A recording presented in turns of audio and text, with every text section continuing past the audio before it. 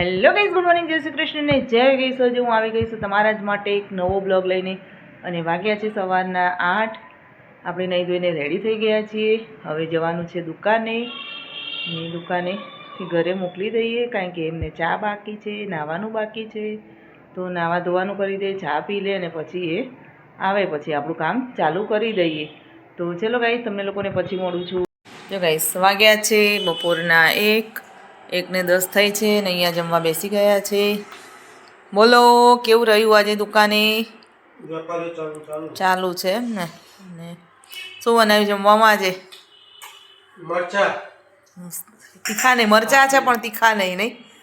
મોરા સરસ મરચા અને તળેલી ભાખરી, શાક મિક્સ, છાશ, રતલામી, ગોળ અને બાજુમાં છે મમરાની ચીક્કી. તેવું તાણ. બોલો, કેવું નહીં?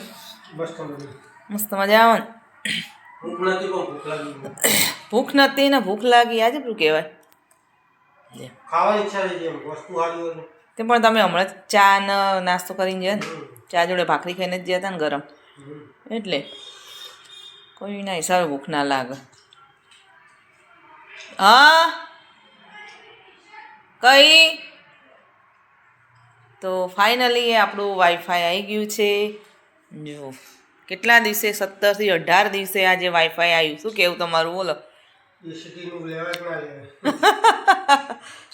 એ તો તમારો અનુભવ ને, તમને ખબર ને કે લેવાય કે ના લેવાય.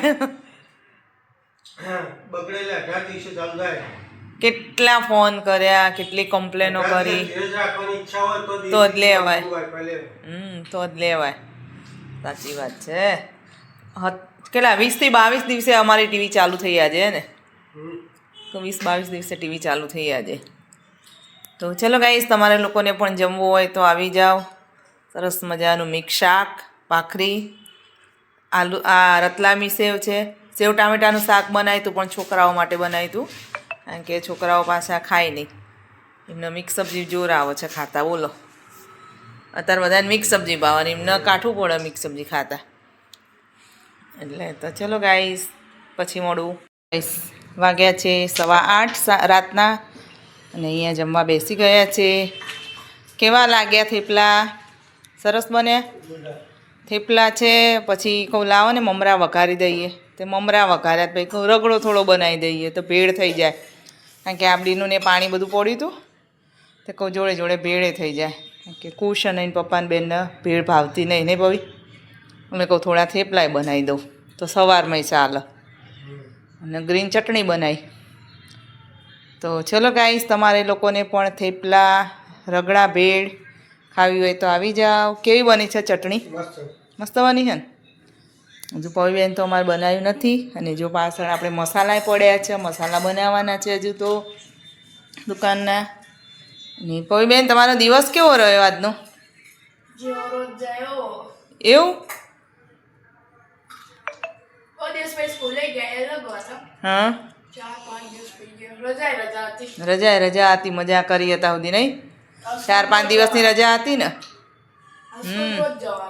સ્કૂલ રોજ જવાનું. જો પેલા ભાઈએ શર્ટ કાઢીને ક્યાં નાખી દીધો? એ કાઢીને પાછું જેકેટ પહેરીને છે. એના દિવસના કેટલા કપડાં કાઢતો હશે. તો ચલો ગાઈસ, તમને લોકોને પછી મળું છું.